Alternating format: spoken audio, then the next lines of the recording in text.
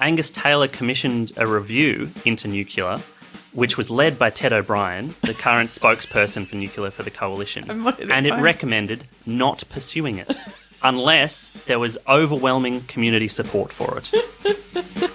I'm sorry, that's too good.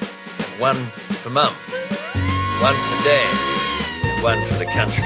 And there has never been a more exciting time to be an Australian. Budgets are about choices, Fran, and you show what you value through the choices you make. This is coal. Don't be afraid.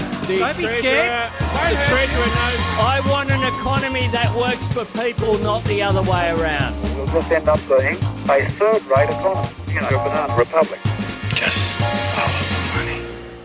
G'day and welcome to Follow the Money, the Australia Institute's podcast that explains economics, politics and policy in plain English. I'm your host, Ebony Bennett, Deputy Director at the Australia Institute. And in recent months, Australia's energy policy debate has taken an unusual turn. Rather than backing in cheap, abundant and renewable sources of energy, such as solar, opposition leader Peter Dutton has gone all in on nuclear energy. The only feasible and proven technology which can firm up renewables and help us achieve the goals of clean, cost-effective and consistent power is next-generation nuclear technologies, which are safe and emit zero emissions. The Coalition's full policy is expected to be released before the budget in May, but it could involve up to 6 reactors on the sites, potentially, of decommissioned coal-fired power plants. So today we are going to discuss the economics of nuclear energy. Can it really work in Australia? Nuclear is back, baby. The 2-decade fight over energy policy is heating up, with opposition leader Peter Dutton is ramping up his support for nuclear power, saying it could be one of the most cost-effective ways for Australia to meet its growing energy demand. It's the latest technology that has zero emissions and it can firm up renewables in the system. Peter Dutton pushing it hard and accused the government of being mesmerised by the glare of solar panels and wind turbines. Nuclear energy, of course, will be a significant point of difference between the Labor government and the Coalition at the next election. You end up with is the single most expensive source of power that can be purchased in the world, in this country today. Australia has the best renewable resources in the world. It would be a massive economic own goal to give up utilising those resources and to go down this nuclear fantasy. Joining me is Matthew Ryan, a postdoctoral fellow in the Australia Institute's Climate and Energy Program. G'day, Matt. G'day. Thanks for joining me. My pleasure. So, Matt, can you first of all just run us through a little bit of the economics of nuclear energy? Because that's really one of the key claims of the Coalition here, that this is going to help bring down electricity prices. How do the economics stack up? Yeah, it's pretty wild that the party that likes to pride themselves as being responsible economic managers are getting in behind the single most expensive energy technology that we have available to us. There's a lot of uncertainty around what the price exactly would be, particularly, because the Coalition can't seem to decide if we're talking about large-scale reactors or small modular reactors, which don't exist yet. But whichever way you cut it, they're really, really expensive. CSIRO's modelling has it as the most expensive technology that they've modelled. I did a little back-of-the-envelope calculation before. One of the biggest nuclear plants currently being developed is the Hinkley Point C plant in the UK. They've been working on that since about 2016. Its cost overruns have been enormous. It's now looking like it's going to cost more than 80 billion Australian dollars to complete. For one nuclear plant? For one nuclear plant, $80 billion. That's getting up there with a nuclear submarine. It is. But if we look at the economics of that compared to, say, the new battery that AGL is going to build at the old Liddell power plant location, the difference in terms of price is 20 times more for the energy you're getting out of the nuclear plant compared to the batteries at Liddell. 20 times. That's quite something. So fair to say nuclear wouldn't even be in the top 5 sources of energy if you were trying to lower electricity prices, if that was your aim. Not at all. I mean, the idea that you would do this as a cost of living measure, as a way to bring down energy prices, makes absolutely no sense to me and to any of the other market experts that you talk to. Not only are these really expensive to build, but they also work really poorly for the use that the Coalition is intending to put them to. You know, the argument coming from Peter Dutton is that we need nuclear to firm up renewables. The problem is, to firm up renewables, you need something that can put output out straight away and ramp down really easily. If you try and ramp down a nuclear power plant, you end up with a Chernobyl-type situation. So to have a nuclear power plant, you would need to have it running at a loss for probably 20 hours of the day, maybe 22 hours of the day. And then in those few hours where the peaking is required, you need to everyone's turning on, getting home, turning on your light switches, turning on your dishwashers, turning on the telly, turning on the air conditioning. Yeah. To make your nuclear power plant economical, you would need to be charging an absolute fortune during those peak times to break even, seeing as you were paying money to produce the energy during the rest of the day when the sun was shining. Yeah, right. And so the kind of cost blowouts that you're talking about, those aren't small. And that obviously means that they're taking a long time to build as well. So I guess my question then is, what kind of time frame are we looking at? If, let's say, Peter Dutton wins the next election, we're building 6 new nuclear reactors, how quickly can Australia build, let's say, 6 conventional nuclear reactors? I mean, this is really crystal ball stuff. In terms of trying to figure out the timeline. There are so many different things that we need to line up first before construction can even start. You need to change laws, you need to set up a regulator, you need to train a workforce, all of that before you even start pouring any concrete. You need to come up with a way to enrich the fuel, all sorts of things need to happen. What are we going to do with the waste? That's another question, another one we don't have an answer for. So when you talk to different experts, they give you different numbers, whether it's 10, 15, 20. Most reliable experts are saying that it's incredibly unlikely that there will be any nuclear power, even if we had full bipartisan support behind it, before the 2040s. So that's quite far away.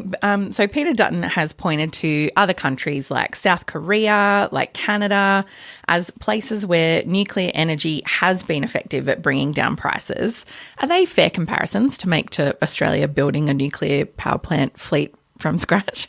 Well, South Korea started their nuclear program in 1978. So they've got a little bit of a head start. They've got a bit of a head start. Canada even more so, 1968.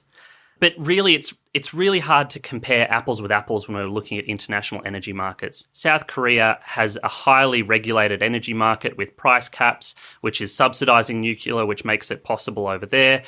Canada, the Canadian example is a popular one, especially among all the nuclear bros online. My favourite people. But the thing is, they'll often quote at you that 60% of Canada's energy comes from nuclear. That's just not true. It's 15. It's 15%. It's 15%. That's quite a gap between 15 and often 60. the Canadian politicians who you hear boosting it, talking about how great their nuclear program is going, they're the same ones who are saying, we don't want a fossil fuel price. We want to dig up the tar sands. We want to get more pipelines going. So we've got to be really careful with those international comparisons, especially as Australia has such incredibly abundant renewable potential, and we have absolutely no background in the nuclear industry for any of the skills and regulations and all of the different infrastructures needed. They're ridiculous comparisons, frankly. Yeah, so that was what I was going to ask about next, because this is also an issue that has come up, for example, with the AUKUS deal and the nuclear submarines, is that we're aiming for this, or this is where we want to go, but we don't have any kind of existing workforce with the skills to either build or operate a nuclear power plant. Is that fair to say? Absolutely. At the moment, we have one university that delivers a program in nuclear engineering, UNSW. They produce a couple of dozen graduates each year or so, thereabouts. Depending on the kind of scale and pace that a nuclear program might need, we're talking hundreds and thousands of workers just in the engineering space alone. We also would need all sorts of other skill sets deployed. But the other thing is, this isn't a zero cost kind of thing. This isn't a yes and proposition. We've got to think about what this would do to the rest of the labour market. We already have problems in terms of attracting a labour force and training a labour force for the renewable transition, having a tug of war with the fossil fuel industry who are distorting those kinds of labour markets. So just explain that to me there. So you're saying that the renewables industry is having trouble because like fossil fuel projects, they're competing with them for labour to build. Absolutely. Is that right? Yeah. And not only so if nuclear tried to jump into the fray as well, then that's yet another industry that's vying for workers for these really big infrastructure projects. And for things that are ready to roll out right now. Yeah. I want to come back to something that you said before, which was the difference between small modular and conventional nuclear reactors, because I feel like that just kind of gets tossed around. Oh, yeah, we'll just build 6 modular nuclear reactors. And you kind of mentioned they don't really exist. Yeah, it's pretty wild that we're talking about a technology that doesn't exist as though it's ready to go. There were 3 SMR projects around the world until very recently, except one of them has now collapsed because of cost overruns. That one was in the US. So now the only options that are out there is one in China and one in Russia. So very, very opaque processes. We have no real idea how that development is going, the costs involved, how ready those technologies would be to be deployed in Australia. And the thing that really gets me about this is we're on the clock, right? Climate change is happening now. Carbon budgets are being decimated now. You know, the latest research in terms of remaining carbon budgets, in terms of emissions that we can emit before we hit particular thresholds globally, we're looking at about 6 years at current emissions before we hit 1.5 degrees carbon budget. Maybe 18 years if we push that out to 1.7 degrees and wave goodbye to our Pacific neighbours. But all of that means that we need to be transitioning right now. And if you have a policy program like the Coalition's, which says, hold on, let's just keep doing coal for as long as we need to until nuclear can step in and fill the breach, that means that we're looking at continuing to emit at current levels, high levels, possibly growing levels, all the way out over the next 10, 15, 20, X amount of years. The idea that you can get to net zero in 2050 by emitting all the way to 2049 and then suddenly turning off all of the fossil fuels, it doesn't work that way because we're talking about stocks, not flows of carbon. If small modular reactors don't really exist, and so then we're talking about large conventional nuclear reactors, I mean, it might be a zero emissions technology, but there's other things that a nuclear power plant really needs that Australia's not necessarily equipped to deliver. So if we're going to build 6 nuclear power plants, conventional ones, big, old, hairy, conventional nuclear power plants, what are the types of environments that they would need to be built in, and what are the environmental concerns that we would need to think about? Yeah, so a big one, which I'm surprised that the Liberal Party's coalition bedfellows, the Nationals, I'm surprised they're not talking about this more, is water, right? So you've got 2 options to cool a large nuclear facility in terms of getting water through the plant. Either you build it in a coastal or estuarine environment, or you're going to have to run it off agricultural water, you know, fresh water from rivers or from bores. The amounts of water are just enormous. We're talking billions of litres of water. I was reading about one plant in Illinois that runs on nearly 1 trillion litres of water a year. That just seems like ridiculous of a high... Yeah, I mean, ask a farmer how much water that is. You know, go into the Murray-Darling and see how much it would cost to buy that kind of water out of the Murray-Darling system. It's not feasible at all in terms of fresh water. So then if we're looking at the coastal avenues, then we've got to worry about the climate risk associated with that. We've got to worry about storm surges. We've got to worry about floods. We've got to worry about cyclones. We know what happens when these things hit a nuclear power plant on the coast. Yeah, and heat waves too. Like I remember in a European heat wave, they had real trouble, as you said, can't ramp down a nuclear power plant when, you know, it's really high temperatures, and in droughts, I'm imagining the water becomes even more difficult. Absolutely. And, you know, we talk about it flippantly in terms of the impacts that occur to the environment when this all goes wrong, but it's really serious, right? Like, go and talk to communities around Fukushima. Go and talk to communities around Chernobyl. We know what happens when this goes wrong. And every time we build another nuclear plant, another nuclear plant, another nuclear plant, we're ramping up the risk that things can go wrong. So talking about the number of things that can go wrong, a number of states, and I think there's a federal prohibition in place that outlaws kind of different elements of the nuclear process at the moment. We do uranium mining in South Australia. But, there's other prohibitions around running nuclear facilities, and in particular, the storage of nuclear waste has been a hugely controversial issue. The Australia Institute did some work around the prospect that would be stored in South Australia, for example. How feasible is it that the states, who ostensibly run the electricity market, would sign up for 6 nuclear power plants? Good luck is all I can say. Having watched negotiations between the states and the federal government on a range of issues over many years, whether it's in terms of energy policy, whether it's in terms of health, education, we know the tensions that are involved. And if you're talking about nuclear waste, they're only going to get higher.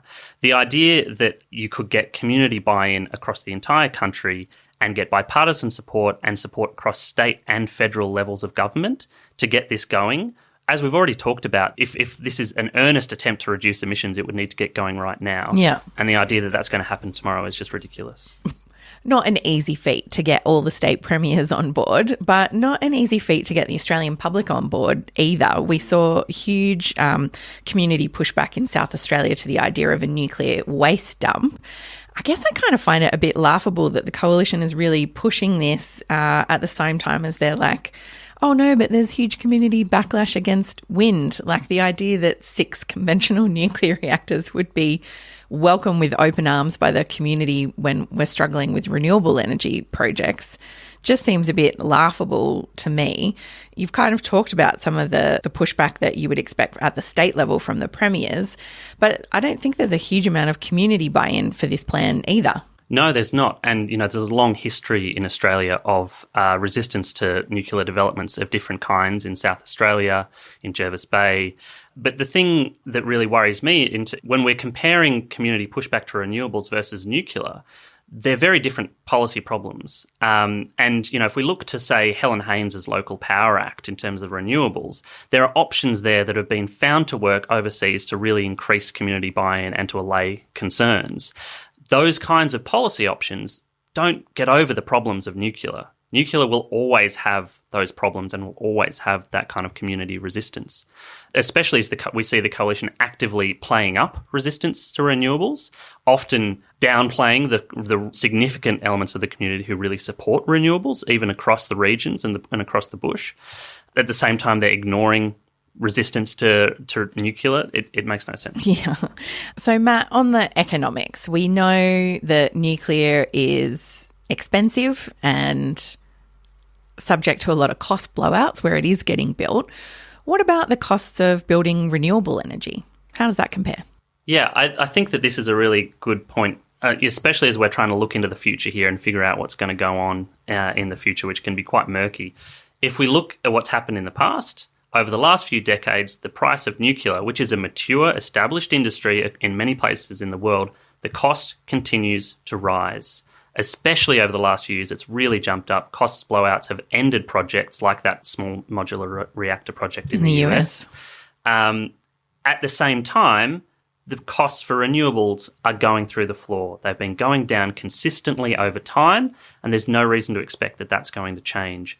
So if we look at CSIRO's estimates around what a small modular reactor might cost, again, might, and likely to blow out, then that could be up to $31,000 per kilowatt hour, which is around 15 times more than renewables, sometimes even more than that. And if we look at, as we said before, if we're looking at Hinkley Point C, then the cost there compared to batteries is 20 times. That's the price difference now. And if renewable prices continue to go down, as they have been doing, and nuclear prices continue to blow out, we're talking enormous differences in terms of price, which goes back to your cost of living question and the question of who's going to pay for it. Yeah. Is this going to be paid for through our energy bills? So the private investors who appear out of nowhere, I don't know quite who's going to invest in this idea, but if they invest, they're surely going to need to see huge energy prices to recoup their investment, or this is going to be massively subsidised by the government. So we're going to taxpayers. So, yeah, either way, we're going to foot the bill. Yeah, because I imagine it would take quite a lot of electricity bills to repay $90 billion of upfront construction costs, for example. For a single reactor. Yeah, for a single... Oh, yeah, that's Do you know rough. how many reactors we would need to power the whole country on nuclear alone? How many? 50 or more. That many? What's 50 times 80? It's a lot. I'm no economist, but yeah, that's a lot of Yeah, we're billions starting of to get dollars. into AUKUS territory. Yeah, Jesus. So overall, the cost of nuclear energy is going up and up and up. Cost of renewables going down, down, down. Now I sound like a Coles ad. But, that does make me think, like in the ACT, for example, they've got long-term contracts for difference in place that a lot of other states have since implemented for building renewable energy and putting in long-term agreements that meant that I think in 2022, ACT electricity bills were going down when a lot of others were going up. So, it's like a real observable phenomenon in the electricity market that renewables are putting downwards pressure on wholesale electricity prices. Absolutely. So that's good for consumers. Yeah. And the coalition is just like, Yeah. no, we don't want any of that in a cost of living crisis. And just in case there are any nuclear friends out there who are saying, but wait, you haven't mentioned CSIRO's gen cost. Those of you who are in those circles will be interested to know that the latest costings by CSIRO for And renewables, this is for the generation of... they've started to include transmission and integration into the grid as well. So even with those things factored in, even with all of the firming necessary, all of the interconnectors necessary to run renewables, still the cheapest form of energy. I'm sure the nuclear bros are very happy to hear about that. So we know renewables are cheaper than nuclear energy. We know that the existing workforce is insufficient. We know that there's environmental concerns. I also know it's like uninsurable, that's another concern to talk about. There's some major legal obstacles it's going to take forever to build. I mean, all this is very public information that anyone can access. I mean, why is the coalition pushing this so hard? I think it's an old-fashioned, cynical distraction. I think that it works really well for the Liberal Party, for their coalition, to overcome internal tensions. The fact that they don't have any serious climate policy or energy policy. They couldn't develop one over 9 years in government. And just to be clear, I don't recall them ever raising nuclear energy when they were in government and could have done something about it. Is there anything that you can remember? It's even better than that. Angus Taylor commissioned a review into nuclear, which was led by Ted O'Brien, the current spokesperson for nuclear for the coalition. And it recommended not pursuing it unless there was overwhelming community support for it. I'm sorry, that's too good. I didn't know that.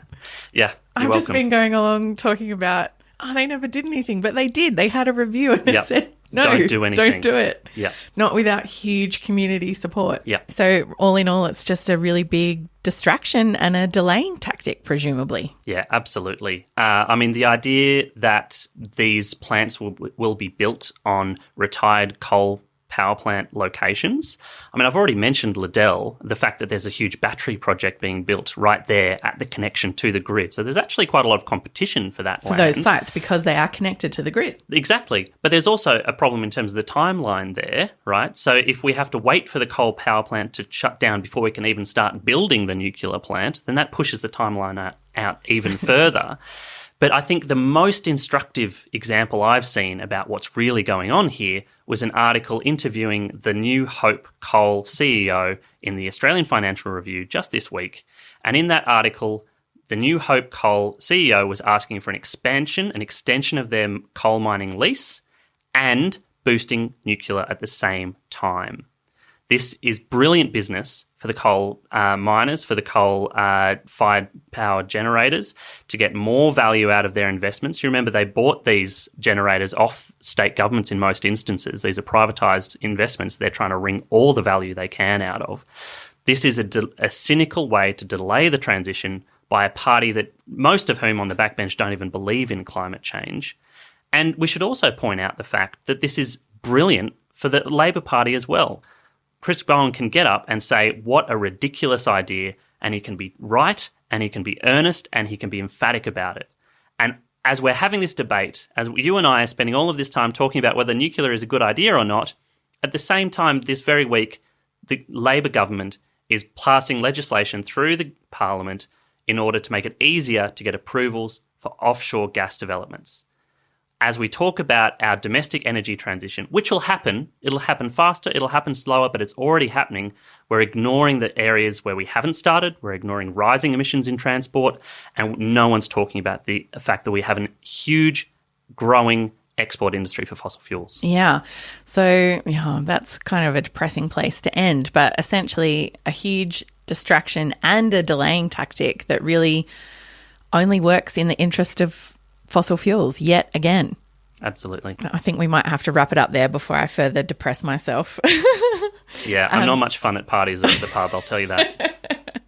But at least we'll all sound really smart at our next dinner party when someone asks us about nuclear power. Thanks, Matt. My pleasure. This episode was recorded on Tuesday, the 26th of March, 2024, and things may have changed since recording. In 2024, the Australia Institute is celebrating its 30th anniversary as Australia's leading think tank. If you enjoy Follow the Money and the Australia Institute's research, please consider becoming a regular giver from as little as $10 a month at australiainstitute.org.au. And we would love to hear your thoughts on the show today.